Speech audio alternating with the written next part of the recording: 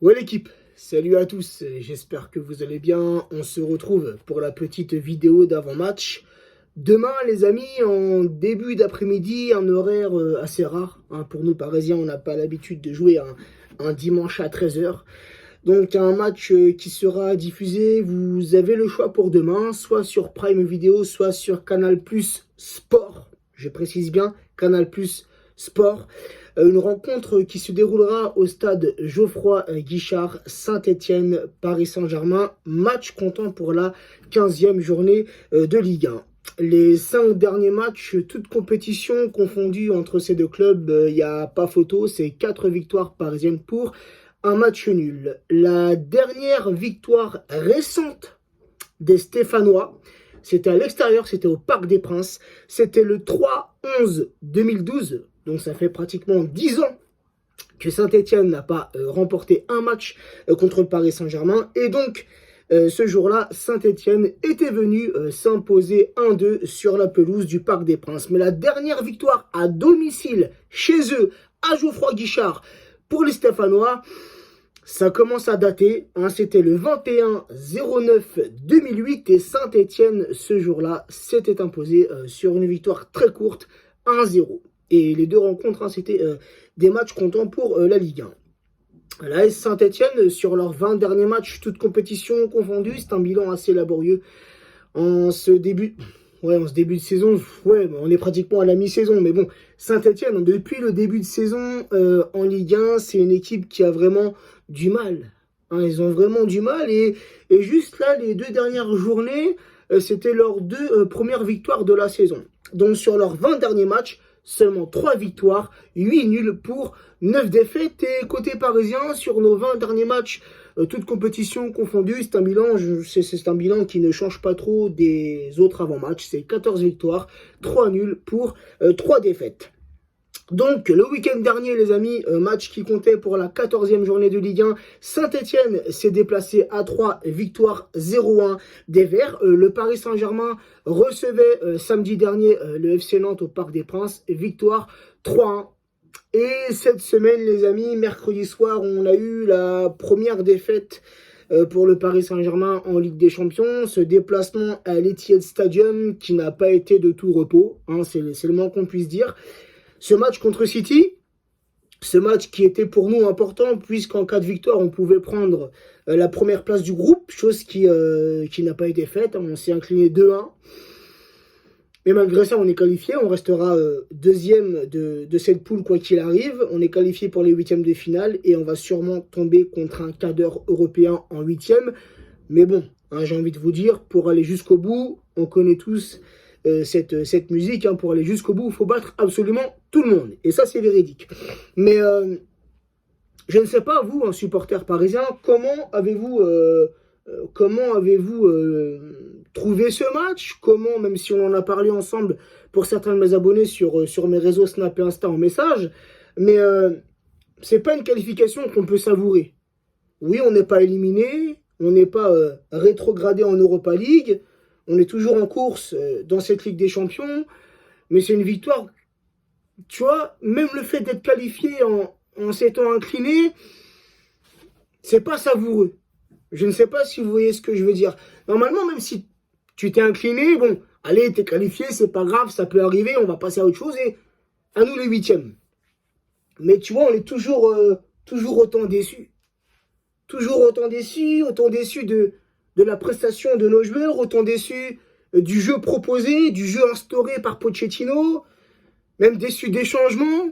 Tu fais sortir un Mendes qui a été, pour moi, plutôt performant. Je ne sais pas ce que vous en avez pensé de Mendes mercredi soir face à City, mais même s'il a subi beaucoup sur son côté dû à Mahrez, mais quand même, j'ai trouvé qu'il a tenu tête. Je le trouvais plutôt bon dans ce match. Tu le fais sortir, tu fais rentrer Kerrer qui ne joue même pas à son poste. Déjà qu'il a du mal en étant latéral droit, là tu le mets latéral gauche. Tu vois, tu fais rentrer Danilo, encore une fois, Danilo, moi c'est un mec, voilà frérot. J'arrive toujours pas à comprendre pourquoi ce mec-là, on l'a acheté.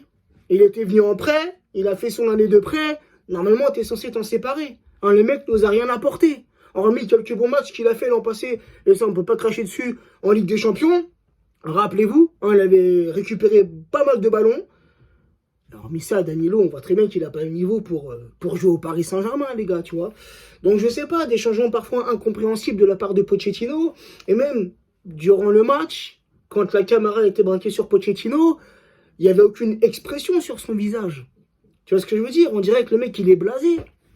On dirait qu'il a plus envie. C'est ce que je disais hier dans mes stories Snap et Insta, les amis. Moi, j'ai l'impression, quand j'ai vu Pochettino contre City, j'ai l'impression que pour moi, le mec, il était déjà parti. Il avait déjà la tête ailleurs. On verra, de toute façon, on verra ce que ça donne là dans les jours et dans les semaines qui arrivent. Leonardo qui nous dit hier, lors d'une déclaration, que ça ne parle pas du bon. Après, on s'en doute, c'est de la communication. Hein. Leonardo va pas venir dire au micro, mais oui, Pochettino va partir et Zidane va venir. Non, mais rappelez-vous l'an passé avec Tourelle, c'était la même chose. Hein, oui, on veut conserver, on veut continuer avec Tourelle.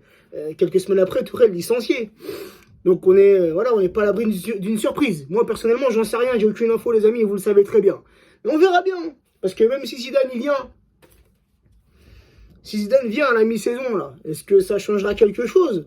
Hein, moi je ne suis pas contre la venue de Zidane, je ne suis pas non plus un fou malade de la venue de Zidane au Paris Saint-Germain. Et je l'accueillerai, et ça j'ai déjà dit dans une vidéo précédente, je l'accueillerai les bras ouverts. Ça reste le Zizou national et il a prouvé. En tant qu'entraîneur, il a de la personnalité, il a du charisme, il impose le respect. Donc oui, je pense, hein, j'ai cette intuition qu'un Zidane sur le banc parisien, ça peut donner quelque chose de bien. Après, il n'y a aucune certitude, il n'y a aucune garantie. Car depuis QSI, les amis, hein, les Comboiré, qui avait été, rappelez-vous, licencié à la mi-saison alors qu'il était premier avec le Paris Saint-Germain et finalement Ancelotti prend sa place, on finit deuxième, c'était à l'arrivée des Qataris, avec les Ancelotti, les Laurent Blanc, les Emery, les Tourelle, maintenant Pochettino, et voilà, ça change toujours d'entraîneur les amis, ça change toujours d'entraîneur et il y a souvent les mêmes problèmes. Nos joueurs ont aussi une part de responsabilité. Quand je vois le comportement de certains de nos joueurs mercredi soir, on se pose des questions sur leur implication au club. On se pose la question, mais pourquoi sont-ils venus au Paris Saint-Germain si ce n'est pour l'argent? Il y a de ça aussi, hein, on va pas se mentir. Hein. Je sais pas.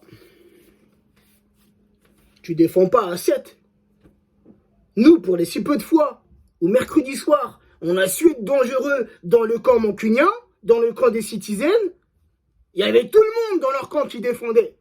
Défenseurs, milieu, attaquants. C'est ça l'esprit d'équipe. C'est ça l'esprit collectif. On attaque ensemble, on défend ensemble. Et on ne rechigne pas quand il faut faire les efforts défensifs. Mais tout de même, hein, même si on s'incline 2-1, on s'est incliné 2-1 mercredi soir. Tout de même, j'ai trouvé nos 4 défenseurs performants ainsi que Navas. Rappelez-vous, déjà le sauvetage de Kipembe, je crois que c'était dans les 5 ou 10 premières minutes, il sauve ce ballon de la tête. Hakimi, pareil. Quelques instants après, il sauve le ballon de la tête. C'était, je crois, Mahrez qui avait tiré, c'était cadré. Des sauvetages comme ça, Marquinhos, idem. Mendes, pareil, sur son côté gauche. Les arrêts, les exploits de Navas. On n'aurait pas eu des défenseurs au top et un bon gardien. Mercredi, les amis, je peux vous jurer qu'on se prenait une valise. Enfin bref, c'est du passé, mais il y a de quoi être inquiet. Si jamais Pochettino continue l'aventure jusqu'à la fin de la saison, les amis, va falloir que ça change. Je sais pas, faut taper du poing sur la table, je sais pas moi. Tu vois, nous on est là en tant que supporters, on n'a aucun pouvoir, on peut rien faire, juste comme ça, à travers des vidéos, à travers des tweets, des publications, exprimer notre mécontentement et notre colère. Mais on est en droit d'avoir du jeu. Pochettino, moi je l'ai défendu en début de saison. Les premiers mois, le premier, le deuxième mois, hein, quand déjà tout le monde commençait à taper dessus.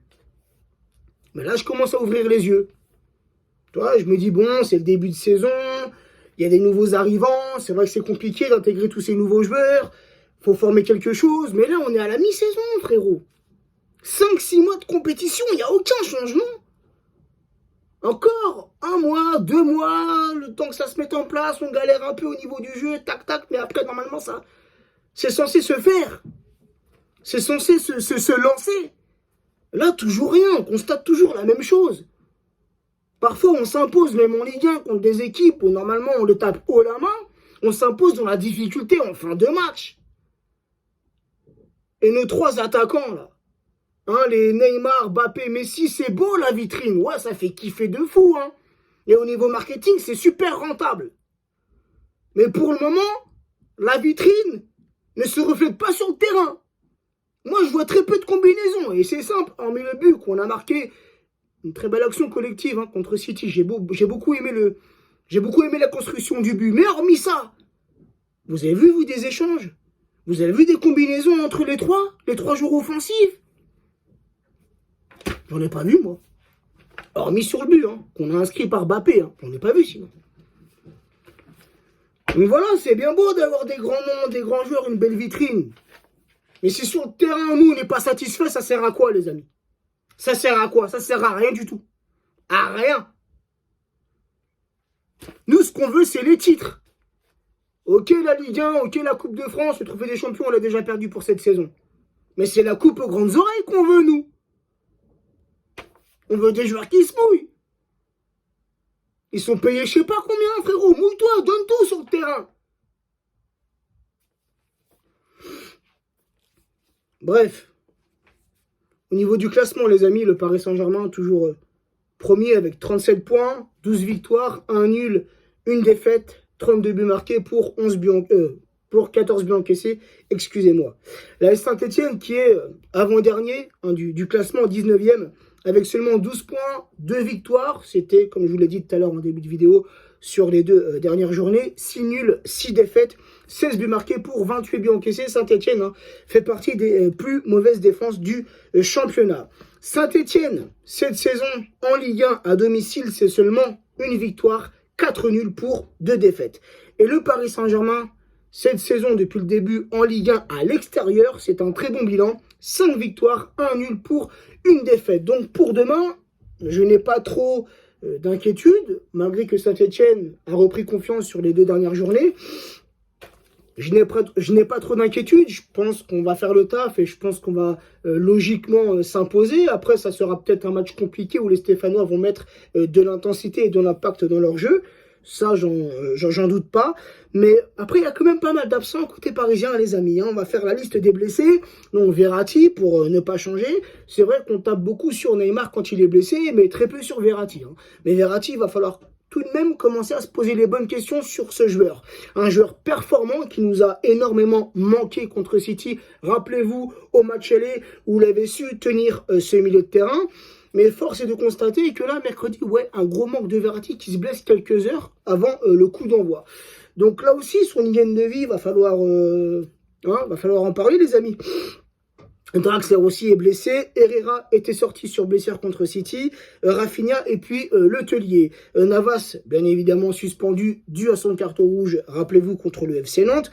Et Wijnaldum et Idrissa Gueye qui sont vraiment incertains pour le déplacement demain. Donc la petite compo pour affronter cette équipe de Saint-Etienne, je resterai dans le 4-3-3 avec Donnarumma dans les cages parisiennes. Je mettrai exactement la même défense que contre City. Hakimi latéral droit, Mendes latéral gauche, Kipembe, Marquinhos en défense centrale, Paredes en milieu récupérateur, Paredes qui pour moi a fait un très bon match mercredi soir. Ensuite, je mettrai Dina et Bimbe, le Titi parisien, à ce poste de milieu droit. Et je mettrai dans ce 4-3-3 avec une pointe basse, Paredes et 2 milieux offensifs, donc Dina et Bimbe, et je mettrai Di Maria. Di Maria a donné une petite interview hier dans Jérôme, là, Jérôme sans flamme, Roten sans flamme, je sais pas quoi sur RMC, et il a clairement dit qu'il pouvait jouer au milieu de terrain, comme il le faisait hein, la saison où il était au Real Madrid, où il a joué en tant que milieu de terrain. Il peut le faire. Donc là, vu qu'il y a beaucoup d'absents pour demain, beaucoup de blessés et des incertains, au lieu de mettre un 4-2-3-1, mettons un 4-3-3 avec 2 milieux offensifs, et Bimbe et Di Maria à gauche. Je pense que ça peut donner quelque chose de bien. Ensuite, Mbappé, attaquant de pointe, numéro 9, Messi, ailier droit, et Neymar, ailier gauche. Donc voilà la team. Au niveau du prono. Le prono, j'allais l'oublier.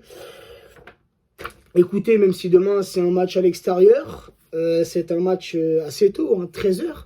Et il me semble que la défaite contre Rennes, la seule défaite qu'on a eue en Ligue 1 pour le moment, les amis, alors reprenez-moi en commentaire si je me trompe, mais c'est un match que j'avais été voir chez Seiss, et il me semble que c'était un match à 13 h un dimanche.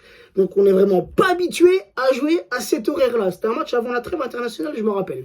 Mais bon, hormis ça, on doit se rattraper, on doit conserver cette bonne lancée en Ligue 1 et remporter ce match et remporter les 3 points à la fin de cette rencontre demain. Donc oui, une victoire parisienne et je partirai sur un 0-3 pour le Paris Saint-Germain. Donc voilà les amis, n'hésitez pas en commentaire à me donner votre compo, votre prono et aussi votre ressenti. On est maintenant à 3 jours après cette défaite contre City. Voilà, je vous laisse libre en commentaire les amis. Prenez soin de vous. Ciao la team.